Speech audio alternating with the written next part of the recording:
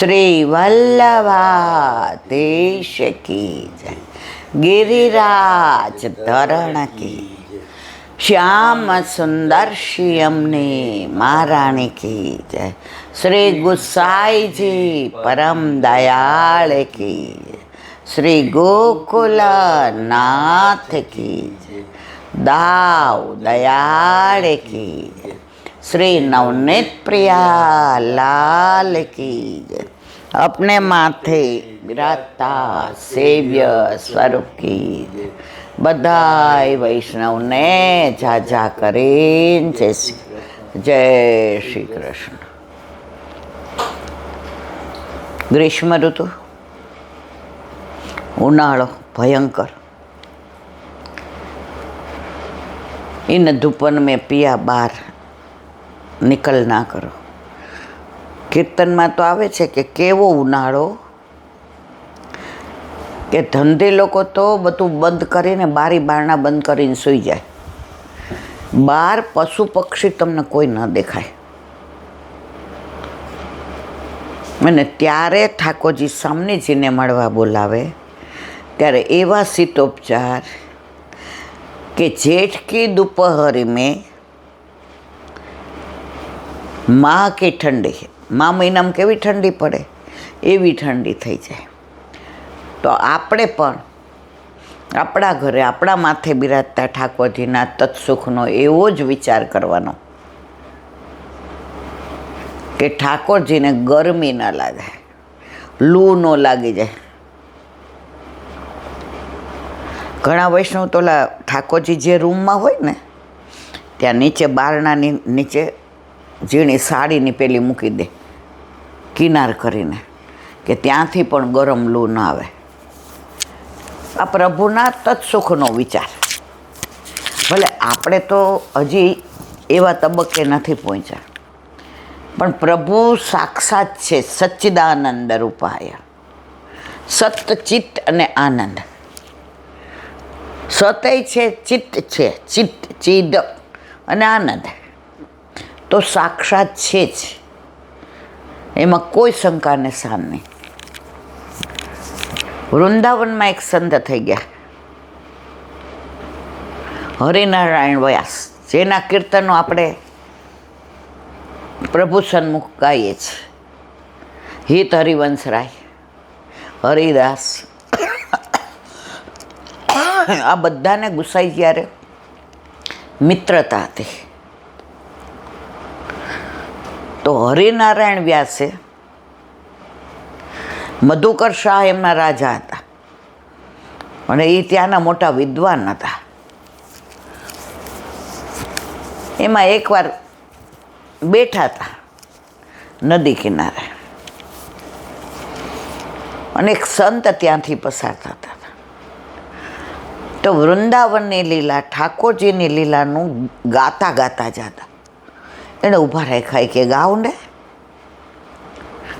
ओला तो एनी मस्ती में हता।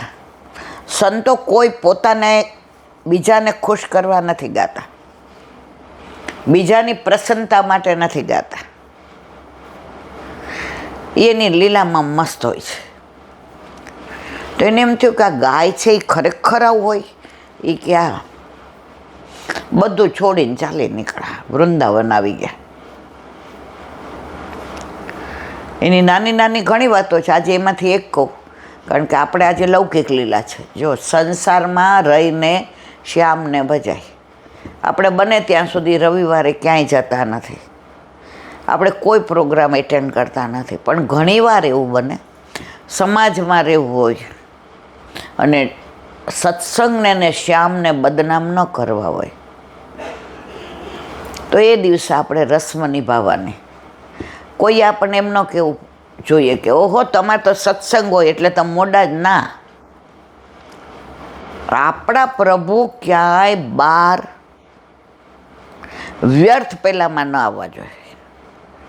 જેવી રીતે કાલે આપણે વાત કરી પેલા બે ભાઈઓને કે વૈષ્ણવતા છુપાવતા હતા, એમ આપણે સત્સંગ અમે કરીએ એટલે અમારાથી ન હોય, અમારી તો એવું ન હોય। એ તો સંસારમાં રહીને શ્યામને ભજાય।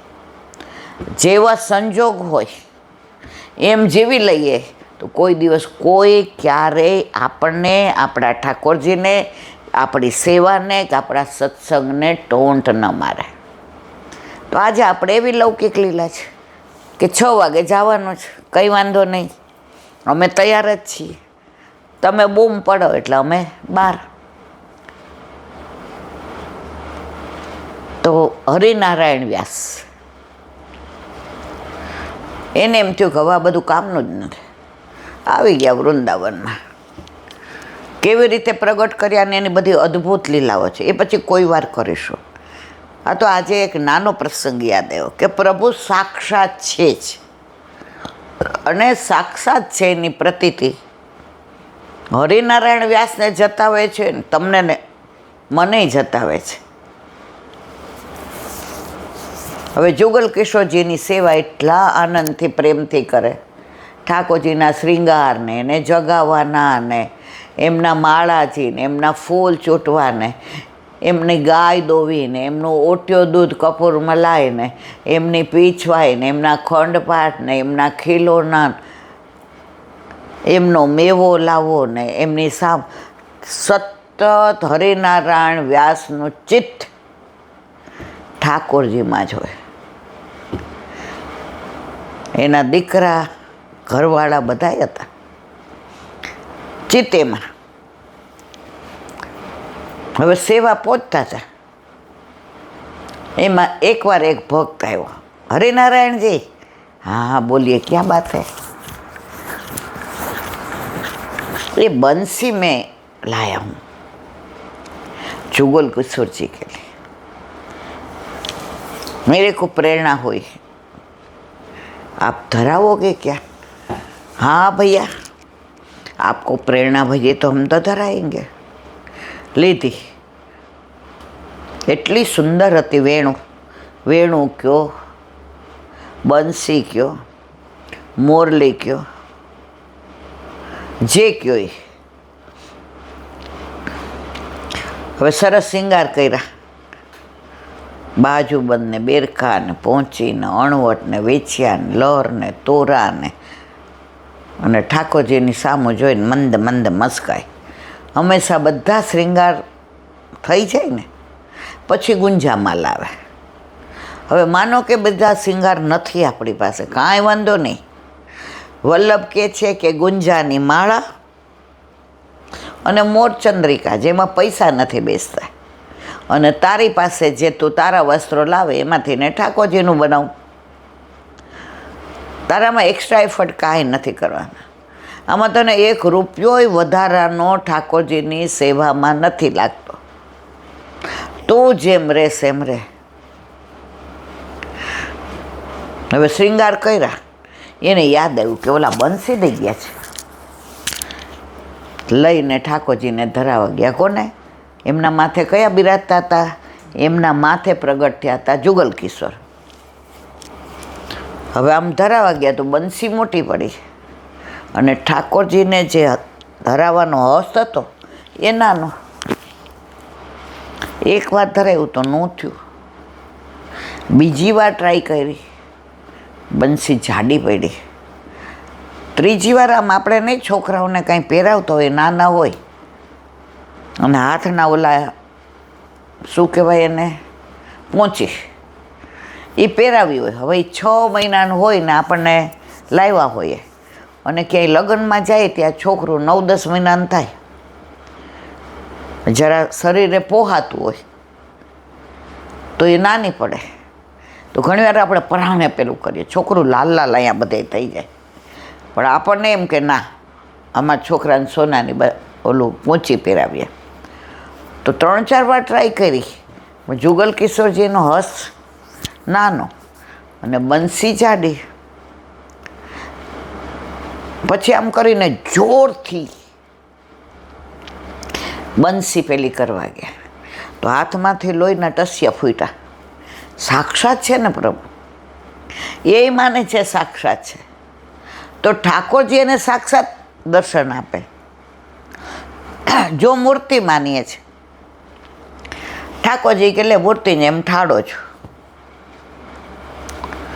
જુગલ કિશોરજીના આમ હૃદય દ્રાવક થઈ ગયું, આંખમાં પાણી આવી ગયા, હાથ ધ્રુજવા માંડ્યા, વેણું એક બાજુ મૂકી દીધી. મન એટલું વ્યગ્ર થયું કે સવારનું મોઢામાં કાંઈ નહોતું નાખ્યું.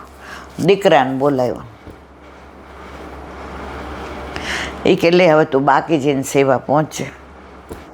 ક્યાં જાઉં છું, શું કરું, કાંઈ નહીં. ઉઘાડા ચરણે સવારનું વગર જળ પીધે વૃંદાવનની પરિક્રમામાં નીકળી ગયા. મારા જુગલ કુસ્તરજીને મેં શ્રમ આપ્યો. મારે આવું નહોતું કરવું જોઈતું. મારા પ્રભુને સાક્ષાત છે, ખબર છે, છતાંય મેં આવું કર્યું. મારાથી આવી ભૂલ થઈ. મારા પ્રભુને કેવું થતું હશે? આખા રસ્તે એટલો વિરહ થાય, એટલી વ્યગ્રતા થાય કે એ જ દ્રશ્ય નજરે તરે કે વેણું હાથમાં દીધીને લોહીના ટસ્યા ફૂટ્યા. વેણું હાથમાં દીધીને લોહીના ટસ્યા. સાંજે આવ્યા, આવીને હાથ મોઢું ધોયા. દીકરાએ કીધું જુગલ કિશોરજી આપની રાહ જોતા હતા. ક્યાં ગયા હતા? કાંઈ બોલ્યા નહીં. સવારનું જળે મોઢામાં નહીં, વ્રજની રજ મોઢામાં નાખે, બીજું કશું જ નહીં. દર્શન કરવા ગયા તો જે ઓલી વેણું હતી ને, જે નહોતી આવતી, જે વેણું જાડી હતી અને હસ નાનો હતો. આપણે ઘણીવાર નહીં, પહેલાંના જમાનામાં, હવે તો કોઈ બંગડી નથી પહેરતું, પેલા કાચની બંગડી પહેરતા. અને લારીવાળો નીકળે ને આપણને ગમતી હોય ને એ ચડે નહીં. હવે આપણને કે લાવો ચડાવી દો, પછી કે 2-3 તૂટી ગઈ, હવે નહીં થાય તમને, બીજી લ્યો. દર્શન કરવા ગયા તો ઓલી વેણું એવી સરસ ધરાવી હતી ને જુગલ કિશોરજી હરિનારાયણ વ્યાસની સામે મંદ મંદ મુસ્કાતા. જોયું વેણું તો એની જ હતી, માપ એનું એ જ હતું. જુગલ કિશોરજીએ પોતાનો હસ્ત મોટો કરી દીધો હતો, કારણ એમના બાબાને જે વ્યગ્રતા થઈ, જે દુઃખ થયું અને સવારનું જળ લીધા વિના વૃંદાવનની પરિક્રમા ઉઘાડા ચરણે એ વ્યગ્રતામાં કરી કે મારા પ્રભુ સાક્ષાત છે એ મને ખબર હોવા છતાંય મેં આવી કેમ ભૂલ કરી? તો પ્રભુએ એને જતાવી દીધું